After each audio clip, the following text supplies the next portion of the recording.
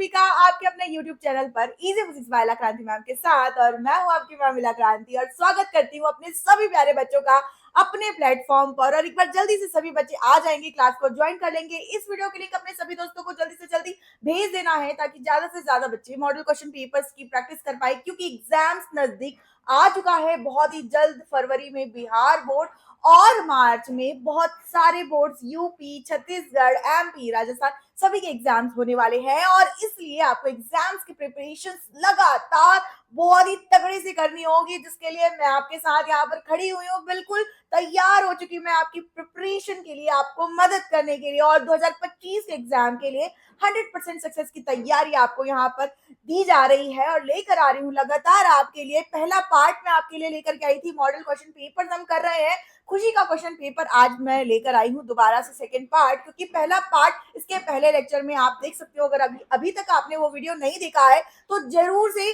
आपको जो है उस वीडियो को देखना है। नीचे डिस्क्रिप्शन में आपको पार्ट 1 की लिंक भी जो है मिल जाएगी। और आज जो है सेकंड पार्ट हम उस क्वेश्चन पेपर का करने वाले हैं, ठीक है। तो शुरू करने से पहले एक बार फिर से कहना चाहूंगी कि चैनल को सब्सक्राइब करना और बेल आइकॉन हिट करना नहीं भूलेंगे, क्योंकि लगातार आपके एग्जाम्स की तैयारी के लिए वीडियोस आपको इस प्लेटफॉर्म पर मिलते रहेंगे। और इसके लिए ज्यादा से ज्यादा बच्चों तक इस वीडियो को पहुंचाना जरूरी है, वीडियो को लाइक करना भी जरूरी है, क्योंकि आप के तरफ से जो वीडियो के लाइक्स है वो एक टीचर के मोटिवेशन को बढ़ाते हैं।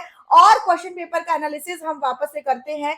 पिछले सेशन में, पिछले पार्ट में हम लोगों ने जो है 1/3 पार्ट जो है इस क्वेश्चन पेपर का कर लिया था। और एक बार अगर मैं प्रश्न पत्र को आपको दिखाना चाहूं तो आप देख सकते हैं कि ये जो सभी प्रश्न हैं हम लोगों ने ऑलरेडी कवर कर लिए हैं। और आज जो हम प्रश्न करेंगे वो हम यहाँ पर 11वें प्रश्न से शुरू करने वाले हैं। तो शुरू करने से पहले एक बार बताना चाहूंगी कि आप व्हाट्सएप ग्रुप से भी मुझसे डायरेक्टली जुड़ सकते हैं, जिसके लिए आपको नीचे डिस्क्रिप्शन में लिंक दिया गया है। और आप भी इसी तरीके से प्रश्न पत्र, जैसे कि खुशी ने भेजा है वैसे ही आप भी अपने क्वेश्चंस और अपने प्रश्न पत्र मुझे डायरेक्टली भेज सकते हैं, जिसका सॉल्यूशन मैं आपके लिए इस चैनल पर लेकर लगातार आती रहूंगी। तो इसलिए मुझसे जुड़ना ना भूलिएगा, अभी नीचे दिए गए लिंक पर क्लिक करिएगा। और इसी के साथ हम जैसे कि क्वेश्चंस को देख ले जो पिछले लेक्चर्स में हम लोगों ने किया है फटाफट से।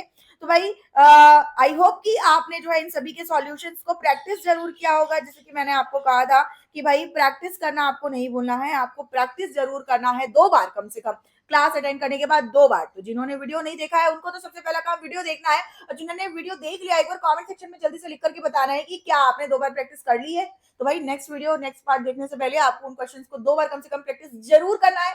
नहीं किया है तो अब इस बार गलती ना करना, इस बार जरूर जो है आप प्रैक्टिस कर लेना। और 11वां प्रश्न आपके सामने स्क्रीन पर है, यहाँ पर चैप्टर 10 10वें अध्याय से ये प्रश्न है। तो ध्यान दो भाई कि 9वें अध्याय और 10वें अध्याय से आपको जो है ज्यादा क्वेश्चन यहाँ पर पूछ रहा है। और इस प्रश्न में क्या पूछा जा रहा है कि 2 लैंपों से आने वाला प्रकाश व्यतिकरण उत्पन्न नहीं कर पाता है, क्यों? इस चीज की हमको व्याख्या करनी है। और एक कॉन्सेप्चुअल क्वेश्चन और बहुत ही इंटरेस्टिंग क्वेश्चन है। अब यहाँ पर मान लो कि हमारे पास 2 लैंप है, ठीक है, 2 लैंप है यहाँ पर, और इन दोनों लैंपों से हमको प्रकाश की किरण मिल रही है। प्रकाश की किरण चारों तरफ जैसे फैल रही है, ठीक है।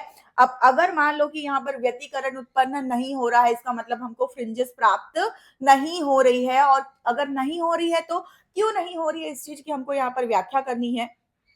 अगर देखो सिंपल बात है, नहीं हो रही है मतलब कि यहाँ पर कुछ शर्तें होती हैं व्यतिकरण की, जिसको इन 2 लैंपों के द्वारा जो निकलने वाला प्रकाश है अगर उन शर्तों को पूरा नहीं कर रहा है तो व्यतिकरण नहीं होगा। क्या होती है वो शर्तें, किसी को याद है? देखो प्रश्न क्या है, आपको डायरेक्टली यहाँ पर पूछ सकता था कि व्यतिकरण की 2 शर्तें लिखो, ठीक है। लेकिन यहाँ पर आपको ये डायरेक्टली ना पूछ करके, देखो पढ़ा हुआ ही है आपका सॉल्यूशन, कुछ नया नहीं है यहाँ पर प्रश्न में, बस प्रश्न को आपको घुमा कर दिया गया है। और पूछा गया है कि अगर मान लो कि 2 लैंप से प्रकाश की किरण निकल रही है और व्यतिकरण उत्पन्न नहीं कर रही है तो क्या हो सकता है उसका कारण, रीजन बताओ। तो सिंपल सी बात है कि हमको यहाँ पर व्यतिकरण की शर्तें लिखनी है, और व्यतिकरण की शर्तों का अगर पालन नहीं कर रहा है तो व्यतिकरण उत्पन्न नहीं हो रहा है। और क्या होती है व्यतिकरण की 2 शर्तें, तो इस पर अगर हम फोकस करें, लिख लेते हैं एक बार हम व्यतिकरण की शर्तें, ठीक है। बताओ भाई, एनी गेसेस, कोई बता सकता है आइडिया?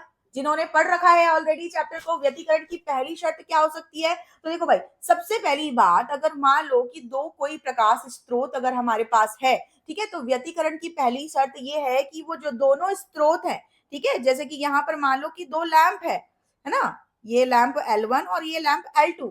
इन दोनों लैंप से अगर जो प्रकाश की किरण यहाँ पर निकल रही है तरंग के रूप में, जैसे प्रकाश की किरण यहाँ पर निकल रही है, तो दोनों के लिए जो तरंग दैर्ध्य और आवृत्ति जो है, ठीक है, क्या है पहली शर्त, दोनों के लिए जो तरंग दैर्ध्य आवृत्ति है वो कैसी होनी चाहिए, सेम होनी चाहिए।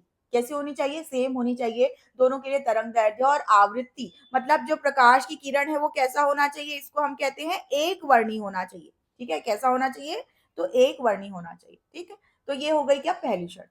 अब जब हम दूसरी शर्त की बात करते हैं तो दूसरा शर्त क्या होता है, देखते हैं यहाँ कि यहाँ पर दूसरा शर्त क्या है। तो अगर मान लो कि दो लैंप से प्रकाश की किरण निकल रही है तो वो एक समान कला संबद्ध होने चाहिए। मतलब कि जैसे कि मान लो ये प्रकाश की किरण के लिए अगर मैं यहाँ पर आपके लिए ग्राफ बना रही हूँ, तो ये मान लो कि एक लैंप से निकलने वाले प्रकाश की किरण है और ये अगर मान लो दूसरे लैंप से निकलने वाले प्रकाश की किरण है। यहाँ पर दोनों प्रकाश किरण जो है बिल्कुल एक फेज पर है, समान कला पर है, तो इसको हम क्या कहेंगे, एक समान कला संबद्ध है। तो ये क्या है, दूसरी शर्त है कि दोनों लैंप से निकलने वाले प्रकाश की किरण जो है एक समान कला संबंध में होना चाहिए, सेम कला संबंध में होना चाहिए। तो ये इसका दूसरा शर्त। अब अगर मान लो कि प्रश्न में ये कहा जा रहा है कि यहाँ पर व्यतिकरण उत्पन्न नहीं हो रहा है, मतलब कि व्यतिकरण की वजह से हमको क्या प्राप्त होती है, तो फ्रिंजेस हमको प्राप्त होती है। तो व्यतिकरण नहीं होगा तो फ्रिंजेस भी नहीं मिलेगी, और फ्रिंजेस नहीं मिलेगी तो हमको क्या मिलेगा, तो फ्रिंजेस नहीं मिलेगी तो हमको प्रदीपन रूप में मिलेगा। ठीक है, मतलब प्रदीपन रूप में चमकीला और धुंधलापन से धुंधलापन की तरह प्रकाश हमको वहां पर मिलेगा। और इस तरीके से दो लैंपों से अगर प्रकाश किरण निकल रही है और व्यतिकरण प्राप्त नहीं हो रहा है, तो उसकी व्याख्या हमने की कि इन नियमों को अगर वो, इन शर्तों को अगर वो पालन नहीं करता है, ये शर्तें अगर वहां पर लागू नहीं हो रही है, तो वहां पर व्यतिकरण उत्पन्न नहीं होंगे। और व्यतिकरण उत्पन्न नहीं होंगे तो क्या उत्पन्न होगा, तो प्रदीपन उत्पन्न होगा, जो हल्का प्रकाश का चमकीला है ना, और कैसा, तो चमकीला और धुंधलापन जैसा। ठीक है, धुंधलापन काफी तेजी से वहां से निकलेगा, ये घटना जो है घटेगी। इसी के साथ ये प्रश्न भी यहाँ पर कंप्लीट होता है। और 12वें सवाल की तरफ आगे बढ़ते हैं हम। तो हमारा जो 12वां सवाल है, प्रकाश विद्युत सेल की हमें यहाँ पर व्याख्या करनी है। ठीक है, तो प्रकाश विद्युत सेल यानी कि हम यहाँ पर फोटो इलेक्ट्रिक सेल की हम बात कर रहे हैं। तो सबसे पहले आप ये बताइए कि जो हमारा फोटो इलेक्ट्रिक सेल होता है वो किस सिद्धांत पर कार्य करता है। तो यहाँ पर क्लियर है भाई, अगर आप यहाँ पर देख लोगे कि चैप्टर 11 11वीं चैप्टर से आपका ये प्रश्न है, प्रकाश विद्युत प्रभाव से संबंधित है। तो जो हमारा फोटो इलेक्ट्रिक सेल होता है वो हमारे किस पर निर्भर कर रहा है, किस पर निर्भर कर रहा है, ये हमारा प्रकाश विद्युत प्रभाव पर। तो सबसे पहले लिख लो कि भाई जो फोटो इलेक्ट्रिक सेल होता है वो प्रकाश विद्युत प्रभाव पर के सिद्धांत पर हमारा ये क्या करता है, कार्य करता है। तो ये क्या हो गया, इसका सिद्धांत हो गया। ठीक है, और ये एक अर्धचालक डिवाइस है, सेमीकंडक्टर युक्ति है। क्या है ये, अर्धचालक युक्ति है, सेमीकंडक्टर डिवाइस है। तो अगर आपको पूछा जा रहा है तो ये सारी चीजें आप लोगों को क्या करनी है, लिखनी है। अब जैसे कि अगर मान लो कि प्रकाश विद्युत प्रभाव पर आधारित है, मतलब कि क्या होगा, प्रकाश विद्युत प्रभाव क्या होता है, तो सिंपल है कि मान लो कि कोई भी यहाँ पर मेटल प्लेट है और इस पर मान लो कि प्रकाश की किरणें फोटॉन्स के बंडल के रूप में अगर यहाँ पर आ रही है, फोटॉन्स के रूप में आ रही है, तो क्या करती है, ये अपनी ऊर्जा को यहाँ पर जो है इस मेटल सरफेस पर जो दे देती है, जिसकी वजह से यहाँ पर जो मेटल सरफेस के जो इलेक्ट्रॉन्स होते हैं वो क्या करते हैं, इस फोटॉन्स से ऊर्जा प्राप्त करते हैं। और ऊर्जा प्राप्त करके क्या होते हैं, पहले तो इनको जो है कार्यफलन प्राप्त होता है, जिसकी वजह से ये मेटल सरफेस से बाहर की तरफ निकलते हैं, और बाहर निकलने के बाद इनको गतिज ऊर्जा प्राप्त होती है उसी फोटोन की ऊर्जा के कारण। और उसके बाद क्या होता है कि वो फिर गति करना शुरू करते हैं इलेक्ट्रॉन्स। तो अगर मान लो कि इस कॉन्सेप्ट पर ये डिपेंड कर रहा है, तो यहाँ पर फोटो इलेक्ट्रिक सेल में क्या होगा कि फोटो इलेक्ट्रिक सेल की वजह से, मतलब कि एक सेल की तरह कार्य करेगा, जैसे कि नॉर्मल विद्युत सेल होता है वैसे ये क्या है, प्रकाश विद्युत सेल। तो यहाँ पर क्या होगा कि मान लो कि जैसे ये प्रकाश की किरण यहाँ पर एक प्लेट पर इसकी आई, ठीक है, क्या हुआ कि जैसे कि प्रकाश की किरण, ये धनात्मक प्लेट है, ये ऋणात्मक प्लेट है, तो ऋणात्मक प्लेट पर प्रकाश की किरण आई। ठीक है, तो होगा क्या, क्योंकि ऋणात्मक प्लेट पर इलेक्ट्रॉन्स होंगे और ये इलेक्ट्रॉन्स क्या करेंगे, इस प्लेट से जैसे बाहर निकलेंगे, इनको गतिज ऊर्जा प्राप्त होगी, तो क्या होंगे, ये धनात्मक प्लेट की तरफ क्या होंगे, आकर्षित होकर आगे बढ़ने लगेंगे। और जिस तरीके से आगे बढ़ने लगेंगे तो होगा क्या कि फिर हम लोगों को ये धारा के रूप में बाहर प्राप्त होगी और एक सेल की तरह कार्य करेगा, जिसको हम किस नाम से जान रहे हैं, प्रकाश विद्युत सेल के नाम से जान रहे हैं। ठीक है, क्यों? क्योंकि यहाँ पर क्या होगा कि इलेक्ट्रॉन्स निकलेगी, फिर क्या होगी यहाँ पर इलेक्ट्रॉन्स को मतलब गति मिलेगी, गति की वजह से यहाँ की क्या उत्पन्न होगी, इलेक्ट्रॉन्स में जो है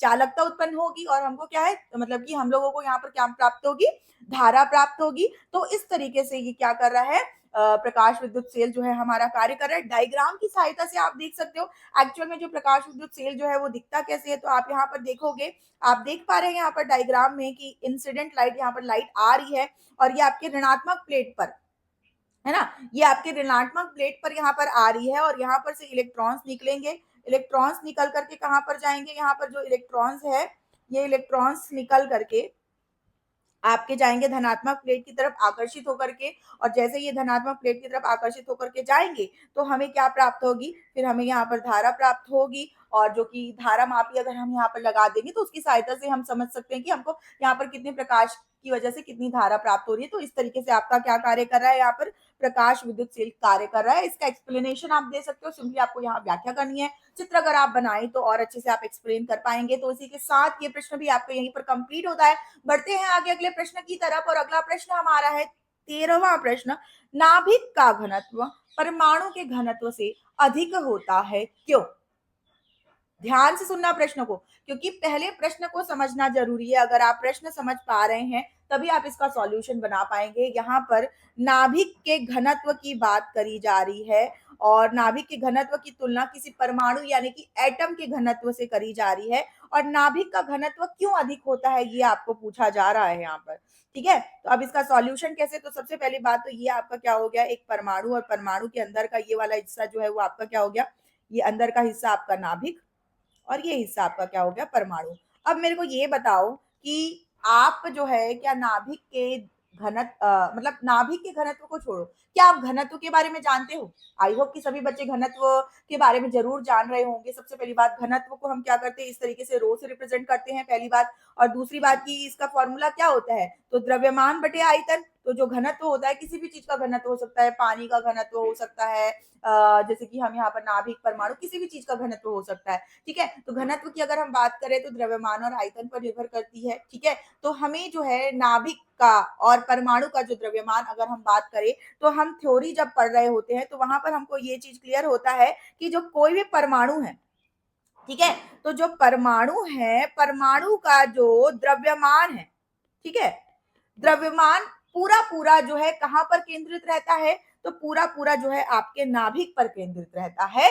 तो एक्चुअल में जो परमाणु का द्रव्यमान होता है वो नाभिक के द्रव्यमान ही परमाणु का द्रव्यमान होता है, क्योंकि परमाणु का नाभिक के बाहर का जो हिस्सा है वो ये जो है बिल्कुल एक खोखला हिस्सा होता है, खाली हिस्सा होता है, सारा का सारा द्रव्यमान नाभिक पर केंद्रित होता है। इसका मतलब क्या हो रहा है कि जो परमाणु और नाभिक का द्रव्यमान है, दोनों का जो द्रव्यमान है वो क्या होगा, सेम होगा। ठीक है, मतलब कि यहाँ पर जो घनत्व नाभिक का ज्यादा है वो द्रव्यमान पर निर्भर तो नहीं कर रहा है, तो फिर किस पर निर्भर कर रहा है, तो यहाँ पर जो घनत्व है वो निर्भर कर रहा है आयतन पर। ठीक है, अब बिल्कुल आयतन में तो डिफरेंस है भाई। आयतन में किस प्रकार से डिफरेंस है, तो अगर आप देखो नाभिक की त्रिज्या की बात करो, ठीक है, आयतन कहाँ से मिलेगी, आपको त्रिज्या से मिलेगी। तो नाभिक की त्रिज्या होती है कितनी, 10⁻15 मीटर। ठीक है, 10⁻15 मीटर आपकी नाभिक की त्रिज्या। और अगर हम यहाँ पर बात, ये नाभिक की त्रिज्या हो गई। अगर हम बात करें यहाँ पर परमाणु की त्रिज्या की, तो हमने ऑलरेडी पढ़ा है कि 10⁻10 मीटर क्या होती है, परमाणु की त्रिज्या। ठीक है, तो यहाँ पर हम देखेंगे, एक हम लोगों ने लिख लिया क्या, परमाणु, एक हम लोगों ने लिख लिया नाभिक।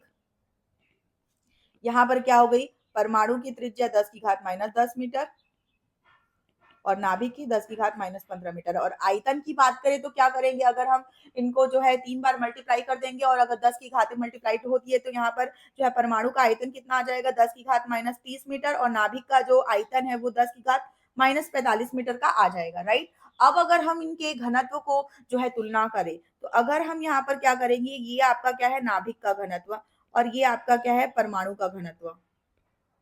ठीक है, और यहाँ पर क्या था, द्रव्यमान बटे आयतन। ठीक है, तो ये द्रव्यमान तो दोनों का सेम है। आयतन की बात करें तो नाभिक का आयतन आपका 10⁻45 मीटर, और यहाँ पर आपका क्या हो गया, परमाणु का आयतन 10⁻30 मीटर। ठीक है, तो यहाँ से अगर हम इनको सॉल्व करते हैं और देखते हैं, तो यहाँ पर आपका क्या हो रहा है, यहाँ पर ये 10⁻15 45 जो है मान लो कि यहाँ पर ये इसमें से 15 मतलब 30 और ये 45 जो है कैंसिल हो जाता है, आपका बचता कितना है 15। ठीक है, तो टोटल यहाँ पर अगर आप इसको पूरा सॉल्व करेंगे तो आपके पास यहाँ पर 10 की घात 15 बच रहा है। ठीक है, तो ये जो नाभिक का घनत्व है आपका 10 की घात 15 गुणा परमाणु का घनत्व। तो आप देख पा रहे हैं कि जो परमाणु के घनत्व के 10 की घात 15 गुना है आपका नाभिक का घनत्व। तो किसका घनत्व ज्यादा हुआ यहाँ पर, किसका घनत्व ज्यादा हुआ? तो जाहिर सी बात है कि इस नाभिक का जो घनत्व है आपका ज्यादा हुआ किसकी तुलना में, नाभिक का घनत्व आपका ज्यादा हुआ परमाणु की घनत्व की तुलना में। और इस तरीके से हम यहाँ पर जो है विथ प्रूफ हम लोगों ने एक्सप्लेन कर दिया है कि भाई जो नाभिक का घनत्व होता है वो क्या होता है, नाभिक का घनत्व जो है परमाणु के घनत्व की तुलना में 10 की घात 15 गुना ज्यादा होता है। ठीक है, तो ये हो गया आपका कंप्लीट एक्सप्लेनेशन और इसी के साथ आपका ये प्रश्न भी कंप्लीट हो गया। 14वें प्रश्न की तरफ आगे बढ़ते हैं और 14वां प्रश्न हमारा 13वें अध्याय से लिया गया है। 13वां अध्याय नाभिक, रेडियो एक्टिव विघटन एवं रेडियो एक्टिव विखंडन। दो चीजें हमें पूछी गई है, एक हमें पूछा गया है रेडियो एक्टिव विघटन, दूसरा हमें पूछा गया है रेडियो एक्टिव विघटन विखंडन, सॉरी विखंडन। ठीक है, तो दो चीजों की बात यहाँ पर कही जा रही है। सिंपल सी बात है कि दोनों ही घटनाएं हमारे रेडियो एक्टिव तत्व में हो रही है। तो सबसे पहली बात, तो हमारे पास जो रेडियो एक्टिव तत्व होता है, मान लो कि हम यूरेनियम 235 हम एक रेडियो एक्टिव तत्व के रूप में ले रहे हैं और दोनों कॉन्सेप्ट के बारे में अगर हमको एक्सप्लेन करना है तो हम कैसे एक्सप्लेन करेंगे? तो भाई जब हम बात करते हैं किसकी, रेडियो एक्टिव विघटन की जब हम बात कर रहे हैं तो मान लो कि जैसे कि किसी रेडियो एक्टिव तत्व में, ये मान लो कि रेडियो एक्टिव तत्व यहाँ पर रखा गया है और इसमें मान लो कि विघटन हो रहा है।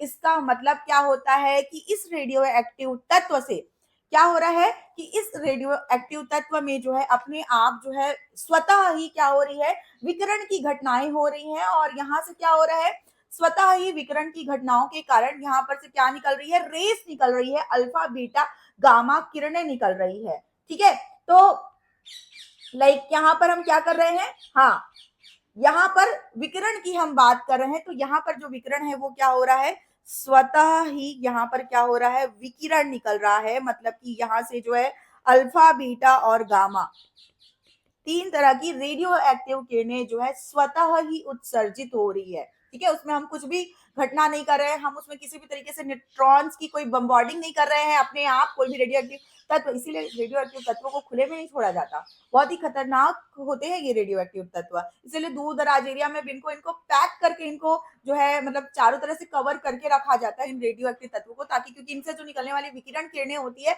वो क्या करती है, एक नॉर्मल ह्यूमन बीइंग को जो है नुकसान पहुंचाती है ना। तो बस यही सब कारण है कि इनको अलग से रखा जाता है। और यही रेडियो एक्टिव विघटन की अगर हम घटना की बात करें, जो पहली वाली घटना की हम यहाँ पर बात करें कि क्या होता है रेडियो एक्टिव विघटन, तो खुद से ही विकिरण अगर निकल रही है तो आपका क्या कहलाएगा, रेडियो एक्टिव विघटन। और सबसे पहली बात यह है कि हम इसको जो है कंट्रोल नहीं कर सकते। ठीक है, कंट्रोल नहीं कर सकते, ये कंट्रोलेबल नहीं होती है। ठीक है, ये हमने किसके बारे में देखा, रेडियो एक्टिव विघटन के बारे में देखा। और सबसे पहली बात, जैसे कि अगर हम किसी तत्व का, जैसे कि यूरेनियम 235 का अगर हम यहाँ पर क्या कर रहे हैं, रेडियो एक्टिव विघटन कर रहे हैं, तो यहाँ पर क्या होगा कि इसके परमाणु क्रमांक है उसमें 2 या 3 का ही फर्क आएगा। जैसे कि मान लो कि ये 235 से क्या बन गया, 238 बन गया। ठीक है, तो 2 या 3 क्रमांक का ही इसमें क्या आएगा, फर्क आएगा। लेकिन जब हम बात करते हैं रेडियो एक्टिव विखंडन की, ठीक है, तो रेडियो एक्टिव विखंडन, जैसे कि आपने नाभिकीय विखंडन के बारे में पढ़ा होगा, तो बिल्कुल वैसे ही वही है आपका एक्चुअली में रेडियो एक्टिव विखंडन। नाभिकीय विखंडन में जो आप पढ़ते हो, तो विखंडन में एक्चुअली में क्या होता है कि आपके पास एक भारी नाभिक होता है और ये भारी नाभिक में हम क्या करते हैं, जैसे कि लाइक न्यूट्रॉन्स की हम यहाँ पर क्या कर रहे हैं, बम्बार्डिंग कर रहे हैं और न्यूट्रॉन्स को यहाँ पर क्या करते हैं, धीरे धीरे गति से हम भेजते हैं। और जैसे ये क्या करता है, भारी नाभिक से टकराता है, तो ये जो भारी नाभिक क्या है, दो हल्के नाभिकों में बढ़ जाता है। तो जैसे कि मान लो कि यहाँ पर 235 है, तो 235 परमाणु क्रमांक का कोई भारी नाभिक मतलब कि दो हल्के नाभिकों में जब टूटेगा तो उनका परमाणु क्रमांक भी लगभग जैसे कि अंदाजे के लिए मान लो कि इसका परमाणु क्रमांक आपका मान लो 115 रहा, तो मतलब कि जो बचा हुआ परमाणु क्रमांक है आप दूसरे वाले का रहेगा, तो इतना मतलब कि मतलब दो दो टुकड़ों में टूट रहा है, मतलब सीधी बात है, दो टुकड़ों में टूट रहा है, ये विखंडन आपका कहला रहा है। तो ये आपका अंतर हो गया। जैसे कि जो नाभिकीय विखंडन आप पढ़ते हैं, नाभिकीय विखंडन के लिए जो सूत्र आप पढ़ते हैं वह एक रेडियो एक्टिव विघटन का उदाहरण है। लेकिन क्योंकि ये रेडियो एक्टिव विघटन जो है कंट्रोल करी जा सकती है, ठीक है। तो ये क्या होते हैं, कंट्रोलेबल होते हैं, ठीक है। इनको हम क्या कर सकते हैं, कंट्रोल कर सकते हैं, नियंत्रित कर सकते हैं। तो जो पहली वाली घटना थी वो आपकी कैसी घटना थी, पहली वाली घटना अनियंत्रित घटना थी। और इसके बाद जब हम दूसरी वाली घटना की बात कर रहे हैं तो दूसरी वाली घटना जो है वो आपकी नियंत्रित घटना है, ठीक है। और यहाँ पर जो है इनके परिणामों परमाणु क्रमांक में ह्यूज अंतर हो रहा है, 2 या 3 का अंतर नहीं हो रहा है। जैसे अगर एक हिस्सा 115 का है तो दूसरा हिस्सा मतलब कि 110 का, 112 का, इस तरीके से मतलब कि यहाँ पर हो रहा है। तो ये आपका कॉन्सेप्ट हो गया रेडियो एक्टिव विघटन का, और दोनों में अंतर भी आपको स्पष्ट कर दिया गया है विघटन और विखंडन में, ठीक है। तो शब्द से ही मतलब क्लियर है, विघटन मतलब कि विकिरण हो रहा है और विखंडन मतलब टूट रहा है, ठीक है। तो ये क्लियर है। चलो अगला प्रश्न, 15वां प्रश्न, कूलाम का प्रमेय हमको लिखना है, और बहुत ही सरल प्रश्न। आपके पहले प्रश्न का पहले चैप्टर का जो प्रश्न सबसे पहले होना चाहिए था उसको बीच में डाल दिया है, और पहले इतना टफ क्वेश्चन डाल दिया है। तो वह ऐसा एग्जामिनर करता है, तो बिल्कुल आपको ध्यान रखना है और बहुत ही अलर्ट होकर एग्जाम को अटेम्प्ट करना है, क्योंकि पता है एग्जाम में केवल आपको सॉल्यूशन आना मैटर नहीं करता, वहां पर आपका कॉन्फिडेंस लेवल, आपके जो मन की स्थिरता है, आप अपने आप को कितना शांत रख पाते हैं और अपने डर को कितना दूर रख पाते हैं। और इसीलिए मैं कहती हूँ कि अगर आप इजी फिजिक्स में जो है यहाँ पर पढ़ाई कर रहे हैं इला क्रांति मैम के साथ, तो आपको फिजिक्स से बिल्कुल भी डरने की जरूरत नहीं है। और अब बिल्कुल फिजिक्स का जो भूत है वो आपके भूत से दोस्त में बदल गया होगा। आई होप कि आपको चीजें क्लियर हो रही होगी, और मैं जानना चाहूंगी लगातार कमेंट सेक्शन के माध्यम से कि आपको चीजें क्लियर हो रही है कि नहीं। जल्दी से एक बार कमेंट सेक्शन में लिख के जरूर बताएंगे। और कूलाम का प्रमेय तो भाई कोई भी बता सकता है, बहुत ही सिंपल है कूलाम का प्रमेय, कि जो हमारा स्थिर विद्युत बल होता है वो क्या होता है, स्थिर विद्युत बल जो होता है कि मान लो कि हमारे पास दो आवेश हैं, और दो आवेश का जो मतलब आवेश का मान है वो Q1 और Q2 अगर हम ले, और इनको अगर हम क्या कर रहे हैं, इनके बीच की दूरी R अगर हम ले रहे हैं, मतलब R दूरी पर दोनों आवेश को हमने रखा हुआ है, तो इनके बीच हम क्या ज्ञात कर सकते हैं, आकर्षण या प्रतिकर्षण बल जो लग रहा है उसका मान हम ज्ञात कर सकते हैं, जिसको हम स्थिर विद्युत बल के नाम से जानते हैं। और स्थिर विद्युत बल के लिए जो कूलाम जी ने प्रमेय दिया उसी को हम क्या कहते हैं, कूलाम का प्रमेय कहते हैं। और कूलाम जी के अनुसार कूलाम का प्रमेय क्या होता है, तो इन दोनों आवेशों के बीच लगने वाला स्थिर विद्युत बल क्या होता है, इन दोनों आवेशों के परिमाण के समानुपाती, और क्या होता है, इनके बीच की दूरी के वर्ग के व्युत्क्रमानुपाती होता है। और यहाँ से हमको समीकरण 1 और समीकरण 2 मिलता है। और इस प्रकार जो कुल स्थिर विद्युत बल होता है वो क्या होता है आपका, दोनों आवेशों के गुणनफल के समानुपाती और बीच की दूरी के वर्ग के व्युत्क्रमानुपाती, और दोनों को मर्ज करके जब हम लिखते हैं तो हमें यहाँ पर क्या मिलता है, ये हमें मिलता है कूलाम का प्रमेय, ठीक है। और आगे भी हमें इसे सॉल्व करना होगा, समानुपाती का चिन्ह हटाना होगा, और समानुपाती का चिन्ह जैसे ही हम हटाएंगे तो हमें यहाँ पर एक नियतांक प्राप्त होता है 1/4 pi epsilon naught Q1 Q2 upon R square. और इस तरीके से हमें यहाँ पर क्या प्राप्त हो रही है, तो इस तरीके से हमें यहाँ पर स्थिर विद्युत बल के लिए सूत्र हमें प्राप्त हो रहा है। और बल का मात्रक क्योंकि न्यूटन होता है, तो यहाँ पर स्थिर विद्युत बल का मात्रक भी क्या होगा, न्यूटन होगा। और इस सूत्र की सहायता से हम काफी सारे क्वेश्चन हल करते हैं, आगे के बहुत सारे कॉन्सेप्ट पढ़ते हैं। ये आपका क्या हो गया, कूलाम का प्रमेय हो गया। यहाँ पर आपको मेंशन करना है कि Q1 क्या है, Q2 क्या है, R क्या है, एप्सिलॉन नॉट क्या है, और 1/4 पाई एप्सिलॉन नॉट क्या है, आपका नियतांक है। तो ये कंप्लीट चीजें एक्सप्लेन करोगे तब जाकर 2 नंबर मिलेगा, क्योंकि आपको सबको पता है कि आपको कूलाम का प्रमेय आता है, लेकिन आप उसको एक्सप्लेन कैसे करते हो इस पर निर्भर करता है कि आपको नंबर कितने मिलेंगे। तो इसलिए जो है ना, ओवर स्मार्टनेस मत दिखाना। कई बार क्या होता है ना, क्वेश्चन हमको आ रहा होता है ना, तो हम ओवर स्मार्टनेस के चक्कर में, और कई बार क्या होता है कि बहुत सारे बच्चे ना कंपटीशन एग्जाम्स की तैयारी कर रहे होते हैं साथ साथ, तो उनको सॉल्यूशंस तो सारे आते हैं नॉर्मल बच्चों से ज्यादा, बट उनके नंबर कम आते हैं। क्यों कम आते हैं आपको पता है, क्योंकि वो थोड़ा सा ओवर स्मार्ट हो जाते हैं कि भाई हमको तो सब आता है करके, वो प्रॉपर एक्सप्लेन नहीं कर पाते। तो बेटा कंपटीशन एग्जाम और बोर्ड एग्जाम में ना अंतर है। आपको बोर्ड एग्जाम में ना रिप्रेजेंट करना है, हर चीजों को आप कितने अच्छे से रिप्रेजेंट कर पाते हैं उस पर आपको जो नंबर मिलेगा वो डिपेंड करता है, ठीक है। तो इस चीज का आपको बहुत अच्छे से ध्यान रखना है। अब आगे बढ़ते हैं 16वें प्रश्न की तरफ, हम आगे बढ़ते हैं 16वें प्रश्न की तरफ। लॉजिक गेट किसे कहते हैं। भाई सबसे पहले मैंने आपको लॉजिक की बात करी थी, क्वेश्चन पेपर को जब पढ़ रहे होगे ना, एनालिसिस कर रहे होगे, तो थोड़ा लॉजिकल माइंड आप यूज करना, लॉजिक लगाना, ठीक है। तो बिल्कुल उसी तरीके से यहाँ पर क्या है, लॉजिक गेट है, मतलब कि यहाँ पर एक ऐसा गेट है जो लॉजिक से खुलता है, खुलेगा और बंद होगा। गेट है मतलब क्या होगा, खुलेगा या बंद होगा। तो दो चीजें यहाँ पर होती है, क्या होगी, एक खुला या बंद। ठीक है, तो ये इसका मतलब क्या हो गया, खुला और बंद। ठीक, ये हो गया आपका। ठीक है, तो यहाँ पर जो है बिल्कुल लॉजिक गेट अगर आपका खुलता है या बंद होता है, इसका मतलब यहाँ पर जो है ये द्विआधारी संख्या पर निर्भर करता है। ठीक है, द्विआधारी संख्या जिसको हम बाइनरी नंबर बोलते हैं, जो कि क्या होता है, 0 और 1 होता है। ठीक है, तो इस तरीके से ये आपका फिजिक्स और गणित दोनों का पार्ट हो जाता है एक्चुअली। ठीक है, तो लॉजिक गेट वो होता है जो तर्क, लॉजिक गेट इसको परिभाषित कैसे कर सकते हो, तर्क संगत संबंध, क्या बोल सकते हो आप, तर्क संगत संबंध।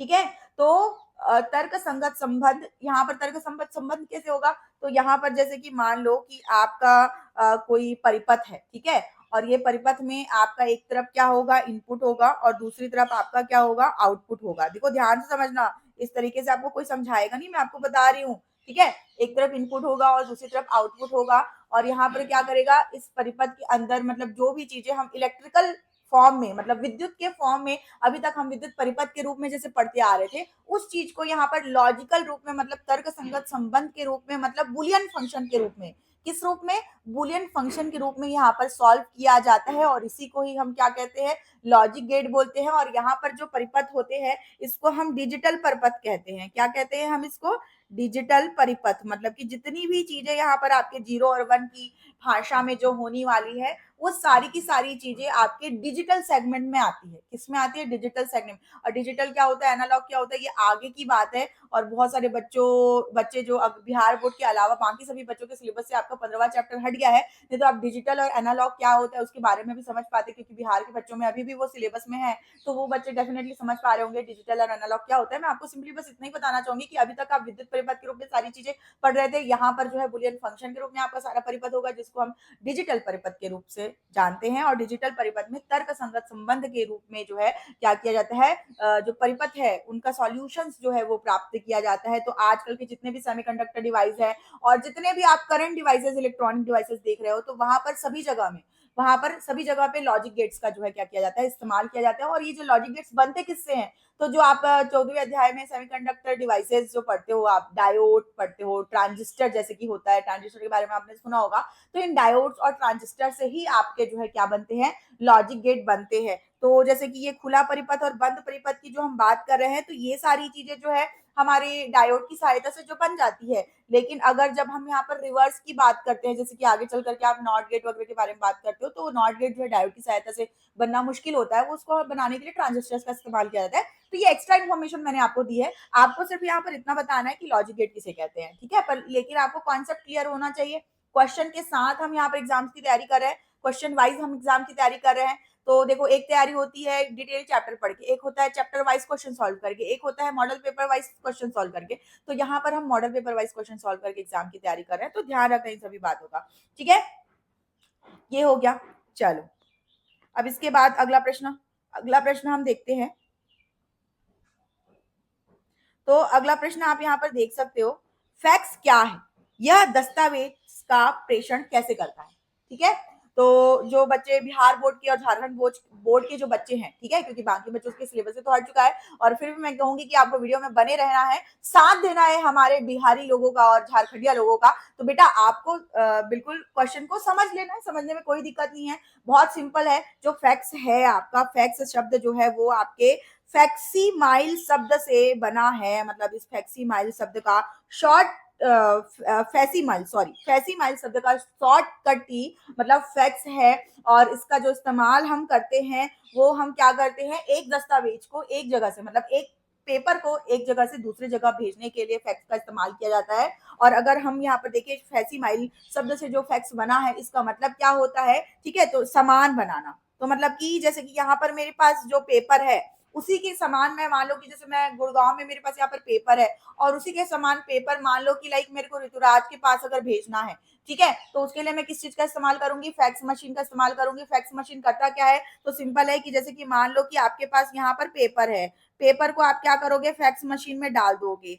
तो फैक्स मशीन क्या करेगा, यहाँ पर प्रकाश तरंग फोटो सेल के कॉन्सेप्ट का इस्तेमाल करके क्या करेगा, इसको जो है मतलब कि ग्रहण करेगा और किसको करेगा, मॉडेम को दे देगा। और मॉडेम को देने के बाद क्या करता है, मॉडेम जो है डिजिटल रूप से उसको क्या करेगा, एनालॉग रूप में बदल करके जो आपके मतलब फोन की तारे आप लोगों ने देखी होगी, टेलीफोन लाइंस जो आप लोगों ने देखी होगी, तो टेलीफोन लाइंस की सहायता से क्या करता है, जो रिसीवर मतलब कि जैसे कि मान लो कि ऋतुराज को मैंने यहाँ से पेपर भेजा और उसको वहां पर उसको प्राप्त करना है, तो वहां पर फैक्स मशीन के पास जाएगा, तो फैक्स मशीन में ही मॉडेम लगा होता है, वो क्या करेगा, यहाँ पर एनालॉग को वापस से डिजिटल में कन्वर्ट करेगा ये मॉडेम। और यहाँ पर जो है क्या होगा, यहाँ पर फैक्स मशीन जो लगा होगा, ठीक है, वहां से आपका जो है प्रिंट निकल के आपको समान रूप से मिल जाएगा। आप यहाँ पर डायग्राम के माध्यम से देख सकते हैं, ये डायग्राम में जो दिखाया गया है वो आपका फैक्स मशीन ही है। तो इस तरीके से फैक्स मशीन क्या होता है, कैसे हम किसी पेपर को, किसी दस्तावेज को एक जगह से दूसरी जगह भेज सकते हैं, इस चीज को मैंने आपको एक्सप्लेन किया। इस चीज को आपको प्रॉपर एग्जाम में अच्छे तरीके से आपको लिखना होगा और प्रैक्टिस करनी होगी, लिखने की भी प्रैक्टिस आपको करनी होगी। मैं आपको यहाँ पर सॉल्यूशन और कॉन्सेप्ट्स आपको बता रही हूँ, लिखने की प्रैक्टिस आपको खुद करनी होगी, राइट। चलो, अगला प्रश्न है आपके 14वें अध्याय से है और दशमलव संख्या 25 को द्विआधारी संख्या में मतलब कि बाइनरी नंबर में कैसे चेंज कर सकते हैं, ठीक है। तो अगर आपके पास कोई भी संख्या है उसको बाइनरी नंबर में चेंज करना बहुत ही आसान है। अब जैसे कि अगर आप यहाँ पे देखेंगे तो आप यहाँ पर 25 को जैसे देख सकते हो, ठीक है, 25 को अगर आपको क्या करना है कि बाइनरी नंबर में अगर आपको चेंज करना है तो सिंपल कुछ नहीं करना है, आप इसका 2 से भाग देते जाइए। जैसे कि अगर मान लो कि 25 का आप 2 से भाग अगर देंगे, ठीक है, 2 से भाग अगर देते जाएंगे तो होगा क्या कि मतलब कि इसमें से मतलब आप मतलब 24 तक का जो है आप इसको जो है क्या कर पाएंगे, विभाजित कर पाएंगे। और क्या है इसमें जो बच रहा है वो क्या है, आपका 1। तो इस तरीके से आप इसको लिखते चले जाइएगा। अब इसको अगर आप सॉल्व करेंगे तो आप इसको क्या लिख सकते हैं, 12 लिख सकते हैं, राइट। जैसे कि इसको अगर आप 12 लिख सकते हैं तो यहाँ पर मतलब यहाँ पर आपके पास कुछ भी नहीं बच रहा है, पूरा पूरा यहाँ पर विभाजित हो रहा है। उसके बाद फिर अगेन 2 से विभाजित करेंगे अगर, तो अगेन अगर आप 2 से विभाजित करेंगे तो आपका क्या होगा, ये आपका यहाँ पर हो जाएगा क्या, यहाँ पर ये हो जाएगा आपका जैसे कि यहाँ पर ये आपका हो जाएगा 6 और यहाँ पर भी कोई भी अंक आखिरी में बचेगा नहीं, तो ये आपने क्या कर दिया, यहाँ पर शून्य लगा दिया। और फिर से आप इसको करेंगे तो जैसे ये 3 हो गया और यहाँ पे आपने क्या कर दिया, 3 हो गया, तो फिर से पूरा पूरा विभाजित हो गया तो शून्य हो गया। फिर अगर अगेन आप इसको क्या करेंगे, विभाजित करेंगे, ठीक है, तो इसको जो है अगर आप विभाजित करेंगे तो ये यहाँ पर फिर 1 बच रहा है, यहाँ पर वापस यहाँ पर 1 बच रहा है और जो वापस 1 बच रहा है वो कहाँ चला जाएगा, आपका स्टार्टिंग में चला जाएगा। और इस तरीके से आपका क्या हो जाएगा, यहाँ पर आपको जो नंबर मिल रहा है इसको इस तरीके से आप लिखेंगे 1 1 0 0 0 1। और ये आपको क्या मिल गया, ये आपको द्विआधारी नंबर मिल गया। किसके लिए, ये आपको द्विआधारी नंबर मिल गया आपको 25 के लिए। बेटा 1 सेकेंड आप बिल्कुल थोड़ा रुकेंगे, ठीक है, वेट करेंगे, वेट करना 1 सेकेंड।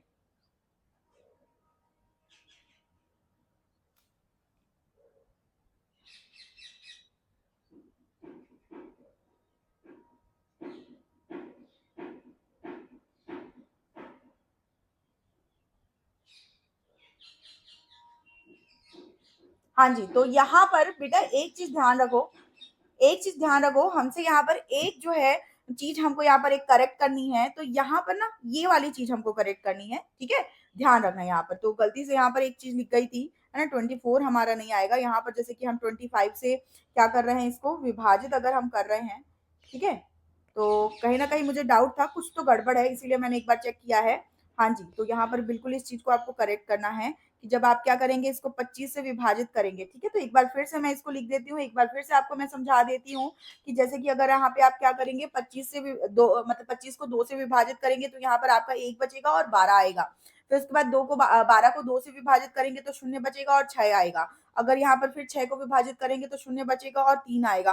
3 को विभाजित करेंगे तो 1 बचेगा और 1 यहाँ पर नीचे भी बच जाएगा और 1 इसको आप ऊपर लेकर के चले जाएंगे, तो यहाँ पर आप द्विआधारी संख्या के रूप में आप इस तरीके से लिख सकते हो, ठीक है, तो ये क्या हो जाएगा आपका जो 25 है, इसको आपने क्या किया, द्विआधारी संख्या के रूप में लिख दिया दशमलव संख्या को, तो ये आपका क्या हो जाएगा, आंसर हो जाएगा। तो इस तरीके से आपको क्या करना है, परिवर्तित करना है। तो ध्यान रखना 2 नंबर का सवाल है, थ्योरेटिकल फॉर्म में एक्सप्लेन करते हुए भी लिखना। ठीक है, तो ये प्रश्न आपका पूरा हो गया। अगला प्रश्न है, और गेट की सत्यता तालिका लिखें। क्या, और गेट की सत्यता तालिका लिखें? तो बहुत ही सिंपल है, जैसे कि अगर आप लॉजिक गेट्स के बारे में पढ़ते हो तो लॉजिक गेट्स आपके 3 प्रकार के होते हैं, एंड, और नॉट गेट।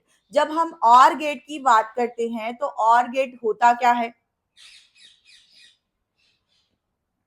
ठीक है, तो सबसे पहली बात, हम और गेट को इस तरीके से बनाते हैं। ठीक है, यहाँ पर हम क्या करते हैं, एक तरफ हम यहाँ पर इनपुट लेते हैं और दूसरी तरफ हम क्या लेते हैं, यहाँ पर आउटपुट लेते हैं।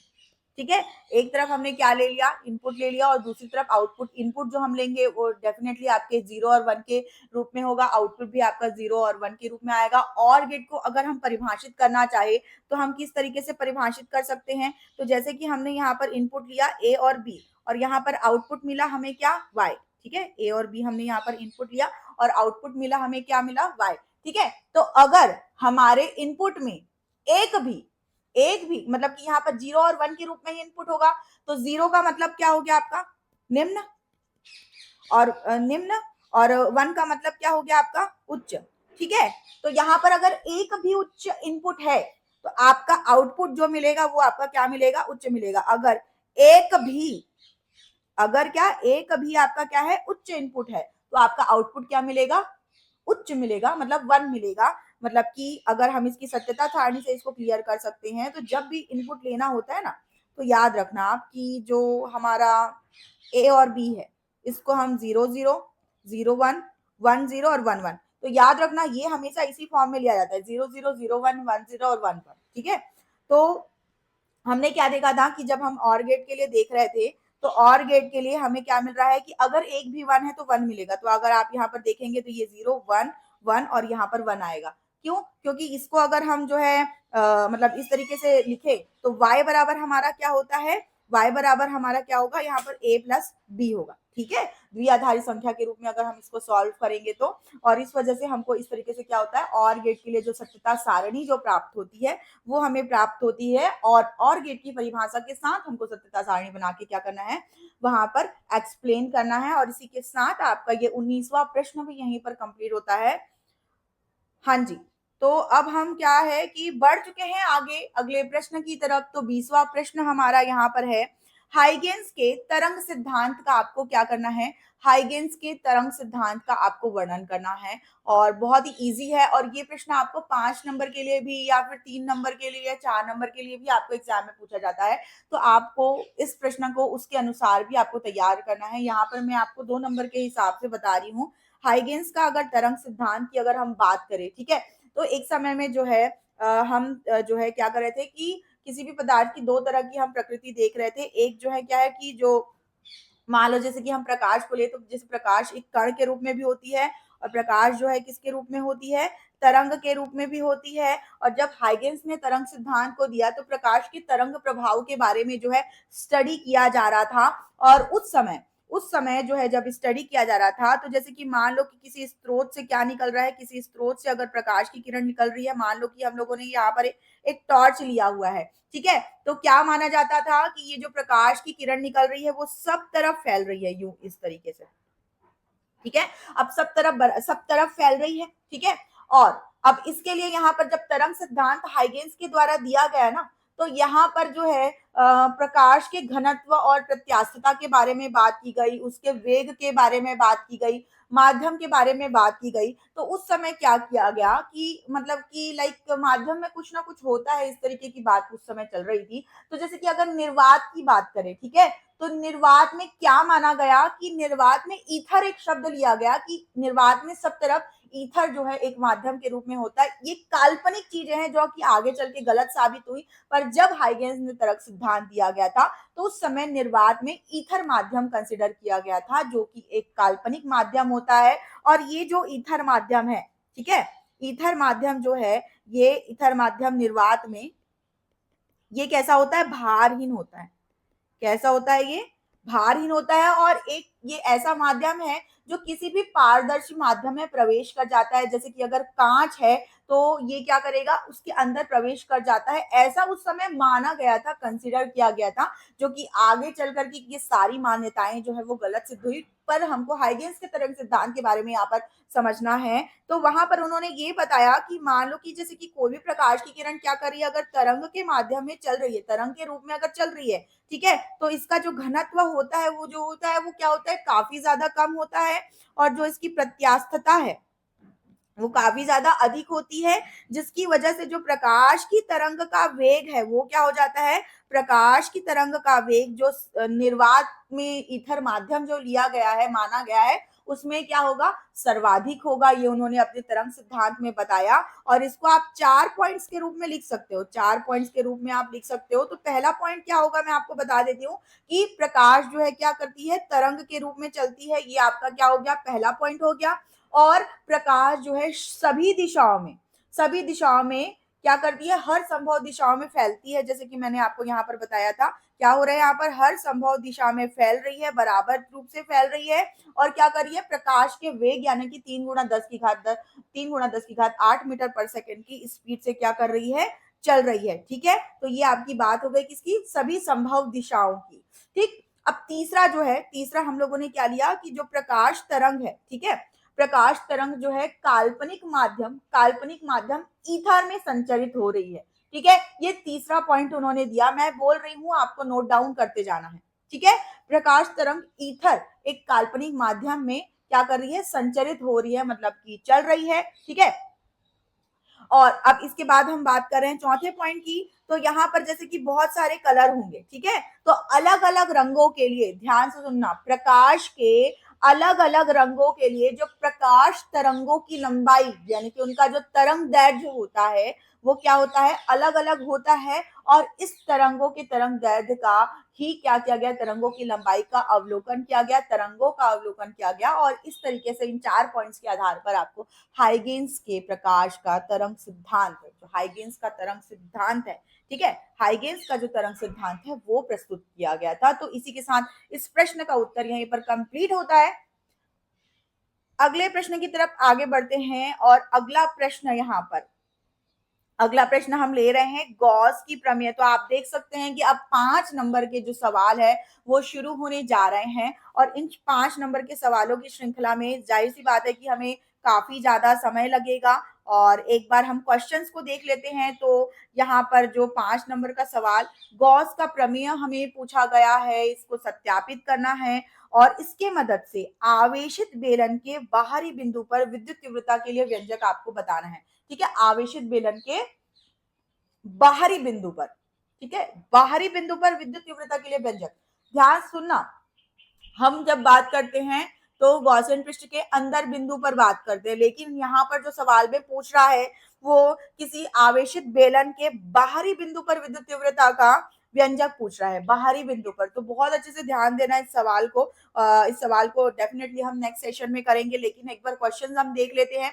बायो-सैवर्ट का नियम और सीधे तार से बहती हुई धारा के कारण आपको चुंबकीय क्षेत्र के लिए व्यंजक यहाँ पर अगले सवाल में पूछा गया है। 5 नंबर का सवाल, तो डेरिवेशन में लगभग हमें पूरा टाइम लगने वाला है।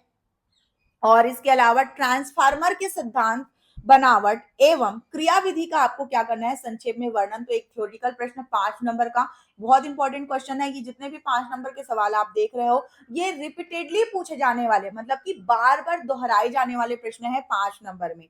ठीक है, अब इसके बाद जो अगला प्रश्न आप देख रहे हो, एक संयुक्त सूक्ष्मदर्शी की क्रिया समझाइए और इसकी आवर्धन क्षमता के लिए व्यंजक प्राप्त कीजिए। तो बेटा ये ना हमेशा पूछे जाने वाले प्रश्न हैं, तो बिल्कुल इनको ध्यान रखना। और क्योंकि 5 नंबर वाले क्वेश्चंस के लिए हम जो है अगले सेशन में करेंगे, इस सेशन में जो है ना हमारा जो पहला प्रश्न बचा हुआ है उसको हम कंप्लीट कर लेते हैं, राइट।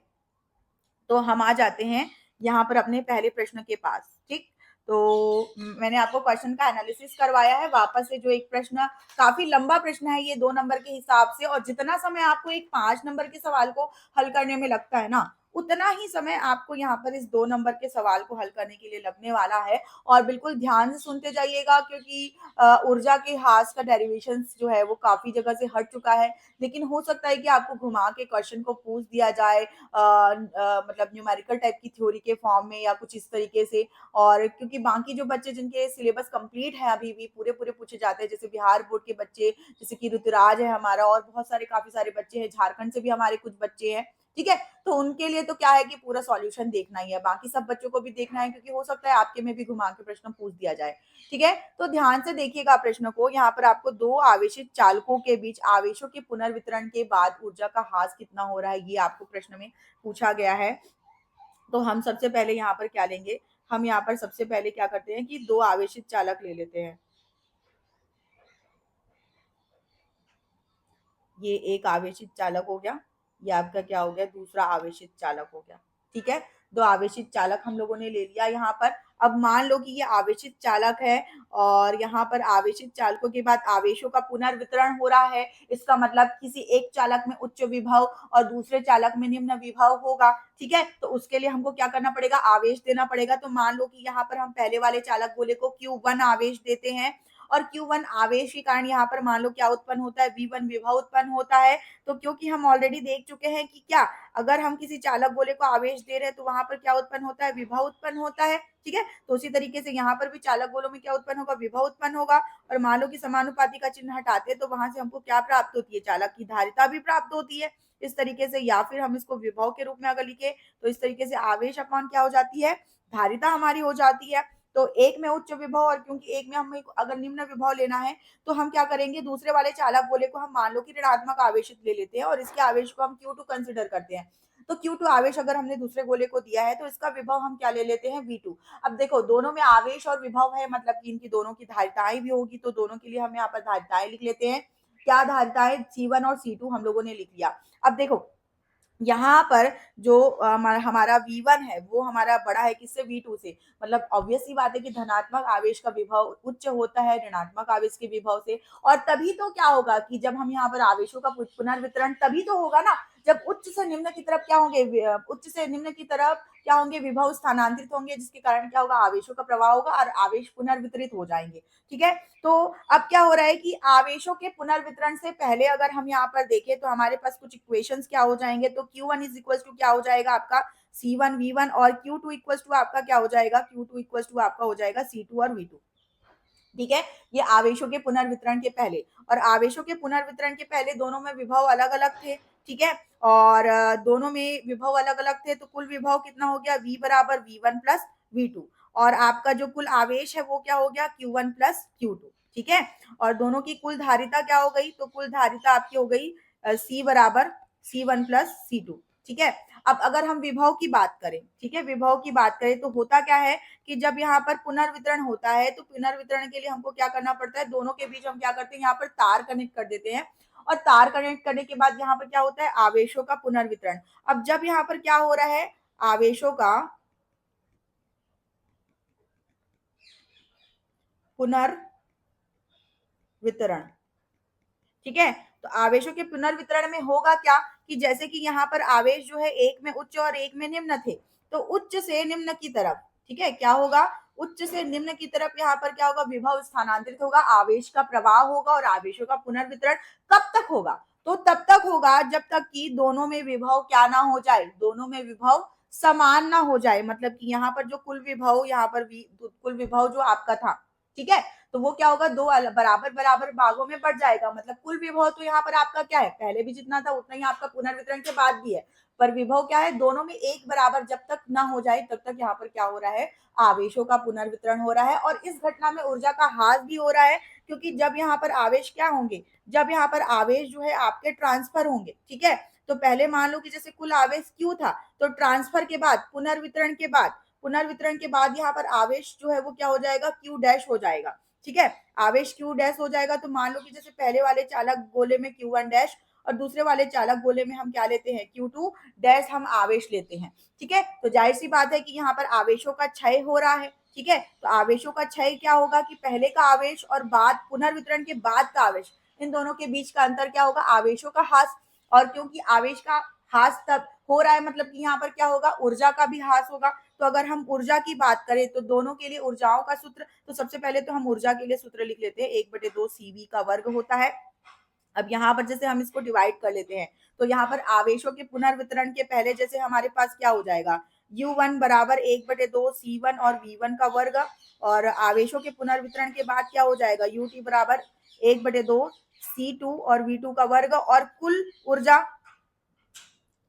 ऊर्जा U बराबर क्या हो जाएगी, U1 प्लस U2, दोनों को अगर जोड़ देंगे तो इसी तरीके से यहाँ पर पुनर्वितरण के बाद तो ये U1 डैश और ये U2 डैश, और ये क्या हो जाएगा आपका 1/2 C1, पर क्योंकि अब विभव समान हो चुके हैं पुनर्वितरण तब तक होगा, ठीक है, तो V हो जाएगा यहाँ पर विभव, ये हो गया C2 और ये क्या हो गया आपका V का वर्ग हो गया, ठीक है। तो इस तरीके से क्या हो गया, पुनर्वितरण के बाद विभव समान हो गए। अब यहाँ पर ऊर्जा का हानि हो रहा है, तो मतलब ऊर्जा का हानि हो रहा है मतलब कि क्या हो जाएगा, पहले वाली जो कुल ऊर्जा थी और बाद की वाली कुल ऊर्जा, तो मान लो कि बाद की वाली कुल ऊर्जा क्या हो जाएगी आपकी U1 dash plus U2 dash, तो बाद की वाली कुल ऊर्जा, तो ये क्या हो गई आपकी, ये जो मिली वो क्या मिली आपको, ऊर्जा की हानि मिली।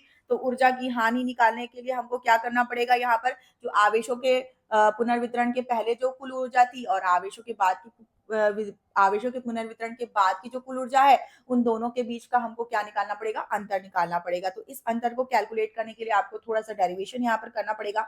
तो सबसे पहली बात हमको निकालनी है ऊर्जा की हानि, ठीक है। तो ऊर्जा की हानि निकालने के लिए हमारे पास क्या है, तो पहले की कुल ऊर्जा और पुनर्वितरण के बाद की कुल ऊर्जा। तो पहले की कुल ऊर्जा को हम यहाँ पर क्या लिख लेंगे, तो पहले की कुल ऊर्जा यहाँ पर ब्रैकेट बना लेते हैं, ये हो जाएगा आपका 1/2 C1 V1 square plus 1/2 C2 V2 square, ये हो गई क्या पहले की, ठीक है। इसके बाद हम क्या लिखेंगे बाद वाली, तो ये हो गया 1/2, ये हो गया C1 V square plus 1/2 C2 V square, ठीक है, ये क्या हो गया पुनर्वितरण के बाद, ठीक। अब अगर हम यहाँ पर देखें तो आप देख सकते हैं कि यहाँ पर आपका जो है क्या निकल रहा है, 1/2 जो है वो आपका पूरा कॉमन यहाँ पर निकल जा रहा है, और यहाँ पर हम v को भी क्या कर सकते हैं, v के वर्ग को भी हम क्या कर सकते हैं, सेपरेट यहाँ पर लिख सकते हैं। तो हम इसको सेपरेट लिख लेंगे, 1/2 हमने बाहर निकाल लिया, और ये हो गया क्या C1 V1 का वर्ग प्लस C2 V2 का वर्ग, और साथ ही साथ माइनस को भी हम यहाँ पर ब्रैकेट में सॉल्व कर रहे हैं। तो ये हो गया ये माइनस, ये C1 प्लस C2, और यहाँ पर ये आ गया हमारा v का वर्ग, ठीक है। अब हमको यहाँ पर सॉल्व अगर आगे करना है तो हमें यहाँ पर v का मान चाहिए, ठीक है। तो v का मान जो है हम कहाँ से लिख सकते हैं, तो जो v का मान है हम यहाँ से लिख सकते हैं, v बराबर हमारे पास क्या हो जाएगा, कुल आवेश बटे कुल धारिता, ठीक है। तो Q1 प्लस Q2 आपका क्या हो गया, कुल आवेश, और कुल धारिता हो गई आपकी C1 प्लस C2, और Q1 प्लस Q2 के लिए आपके पास वैल्यू है क्या, V बराबर C1 V1 प्लस C2 और V2 अपॉन में ये क्या हो गया C1 प्लस C2, और ये वाला जो समीकरण है आपका, ये वाला समीकरण आपको रखना होगा यहाँ पर V के जगह में, ठीक है। अब इस V के जगह में आप ये समीकरण रखेंगे, ये हो जाएगा आपका delta U 1/2 C1 V1 square plus C2 V2 square minus ये C1 प्लस C2, और यहाँ पर हमने वैल्यू रख दी C1 V1 plus C2 V2, और अपॉन में ये C1 प्लस C2, और इस पूरे का क्या लिख दिया हमने, होल स्क्वायर, ये ब्रैकेट ब्रैकेट हमने क्लोज कर दिया। और अगर आप यहाँ पर देखेंगे तो ये C1 प्लस C2, एक C1 प्लस C2 यहाँ पर क्या हो गया, कैंसल हो गया। अब इसको अगर हम सॉल्व करें तो यहाँ पर हमारे पास क्या, एक C1 प्लस C2 ही बचा, ठीक है। तो आगे हम उसको एलसीएम लेकर सॉल्व करेंगे। तो अगला स्टेप हम जो यहाँ पर लिखेंगे, तो एलसीएम लेकर हम लिखेंगे यहाँ पर कि यहाँ पर हमारे पास C1 V1 square plus C2 V2 square, ठीक है। यहाँ पर हमारे पास क्या आएगा कि यहाँ पर हमें लिखना होगा C1 प्लस C2, और यहाँ पर हमारे पास क्या है, माइनस का चिन्ह है, और यहाँ पर आप देख सकते हो a प्लस बी का होल स्क्वायर, आप यहाँ पर क्या लिख सकते हो, इक्वेशन आप लिख सकते हो, और इसको आप सॉल्व कर सकते हो C1 V1 और C1 V1 दोनों का स्क्वायर। अच्छा, यहाँ पर माइनस को भी सॉल्व कर लेते हैं, बेटर है ना। ये हो गया आपका क्या,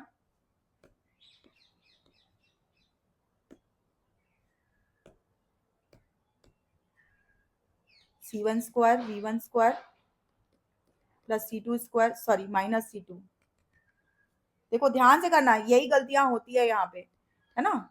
और ये माइनस क्या हो जाएगा, 2V1 V2 C1 C2, ठीक है, इस तरीके से, ठीक है।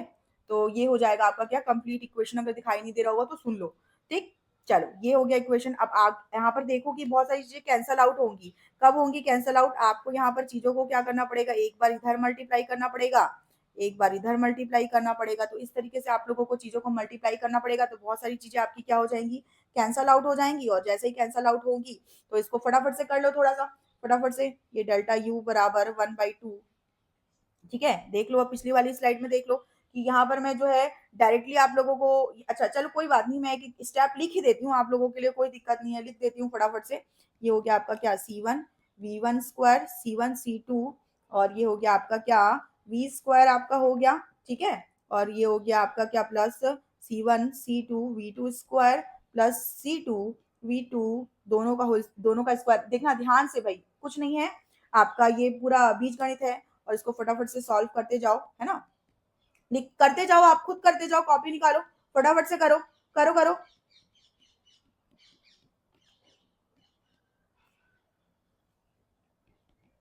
ठीक है, अब देखो, अब आगे इजी हो जाएगा, बहुत सारी चीजें गायब हो गई।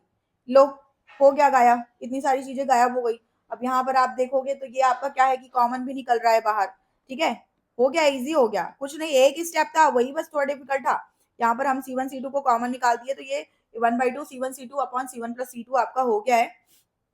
और यहाँ पर ब्रैकेट में हमारे पास V1 square plus V2 square minus 2V1 और V2 ये बचा है आपका। तो ये A माइनस बी का होल स्क्वायर का फॉर्मूला यहाँ पर लाइक उसी की तरह दिख रहा है ना आप लोगों को। अगर नहीं समझ में आ रहा होगा तो 2 बार 3 बार लिख के प्रैक्टिस करोगे तो समझ में आ जाएगा, ठीक है। ये हो गया आपका C1 प्लस C2 और ये आपका हो गया V1 माइनस V2 का होल स्क्वायर। और यही हम लोगों को क्या निकालना था क्वेश्चन में, ये हमको ऊर्जा की हानि आवेशों के पुनर्वितरण के बाद, आवेशों के पुनर्वितरण के बाद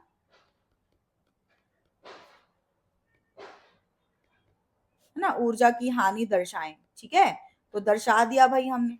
लो, अब इसको अगर शुरू में सॉल्व करने बैठते तो क्या होता, लास्ट में सॉल्व करने में तो इतनी डिफिकल्टी हो रही है, अगर मान लो कि शुरू में सॉल्व करने बैठते तो क्या होता, बताओ भला, जल्दी से बताओ। तो भाई बहुत दिक्कत होती, ठीक है। तो इसीलिए मैंने आपको सारी चीजें जो समझाई है उस चीज को ध्यान में रखते हुए आपको क्वेश्चन पेपर को सॉल्व करना है। और इसी के साथ आज का ये सेशन हम यहीं पर खत्म करते हैं। तो जाने से पहले कहना चाहूंगी, चैनल को सब्सक्राइब करना और बेल आइकॉन हिट करना बिल्कुल भी नहीं भूलेंगे। जुड़े रहेंगे लगातार मेरे साथ, और व्हाट्सएप ग्रुप को ज्वाइन करना बिल्कुल भी नहीं भूलेंगे, क्योंकि अगर आप व्हाट्सएप ग्रुप को ज्वाइन करते हैं तो हो सकता है कि आने वाला वीडियो आपका क्वेश्चन पेपर उसमें सॉल्व हो रहा हो, आपके लाइव डाउट्स आपके उसमें सॉल्व हो रहे हो। तो इसलिए नीचे लिंक आपको डिस्क्रिप्शन में दे दिया गया है, और डिस्क्रिप्शन में आप लिंक क्लिक करके आप व्हाट्सएप ग्रुप को ज्वाइन कर सकते हैं और जुड़ सकते हैं मेरे साथ। तो बने रहिएगा मेरे साथ। तो आज की इस वीडियो को पूरा अंत तक देखने के लिए आप सभी का बहुत बहुत धन्यवाद। नेक्स्ट वीडियो में मिलेंगे हम, तब तक के लिए बाय बच्चों।